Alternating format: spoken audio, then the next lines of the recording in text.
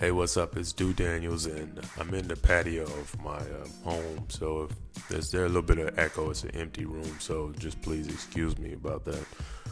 But today I wanted to talk to you about how to grade your life. A lot of people don't know how to grade their life because they're not taking any kind of tests. They're not managing or monitoring anything. So there's no way to really grade how good or how bad their life is. Most people just know by how they feel. You know, they utter these words, life sucks, or this sucks, or I hate my life, wish things can be better. But they have no way of grading themselves so that they can even have a platform from which to get better. I remember learning the process of grading your life from watching a manager of a store. And as I was watching this guy as he managed the store, he would be taking inventory, keeping track of things, and it got my interest because I knew that he was making sure everything was running correctly. So I started to look at this from the standpoint of my life, taking inventory on things. Now, if you've been doing this well, then every single month you got a good review of how things went. But you don't even know what to review unless you began making goals. So you need to start making goals, finding out which life direction you want to go in so that you can know what the scoreboard says, so you can know how to grade yourself. And then you got to hold yourself accountable to those grades. You know, a lot of times, and this might hit home to some adults, but a lot of times we like to grade our kids, and be harsh on them for not getting all A's. But we're not even watching what kind of grades we're getting in the game of life that we're playing. And that's kind of hypocritical. You're going to tell them to go study so that they can be something in society and that they can be their best, and then you are not even trying to be your best. You are complaining about life. You don't necessarily like the station in life that you're in, financially, maybe even emotionally, spiritually, health-wise, yet you're pushing other people to go for their dreams. Jesus said, "Ye hypocrites." It is hypocritical behavior, but I'm not dropping a hammer on you or myself to the extent we know kids got to go through school and stuff like that.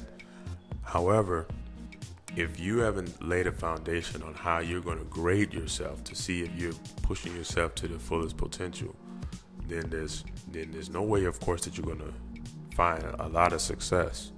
But then there's no way to grade even what you're doing.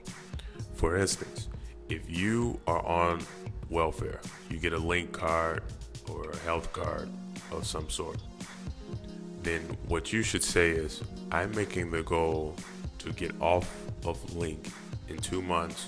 I want to be off of the link card. Now, as 2 months goes by, if you're still on the link card, then you know you obviously failed that class.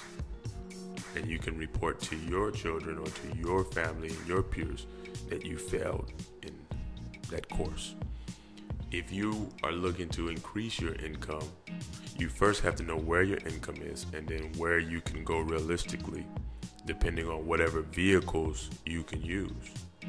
Now, if you say, I'm at $2,000 a month and I want to get to $7,000, that's realistic these days. But what you have to do is know how you're going to do it. And then once you go do it, you have to grade yourself and hold yourself accountable and have somebody that holds you accountable as well.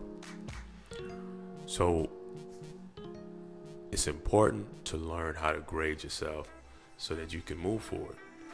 In a year's time, when 2014 comes around, you're going to be someplace new, or you're going to be in the same position, or you're going to be worse. And most of the time, if you're in the same position, then you really did get worse because all your peers and all your other people move forward.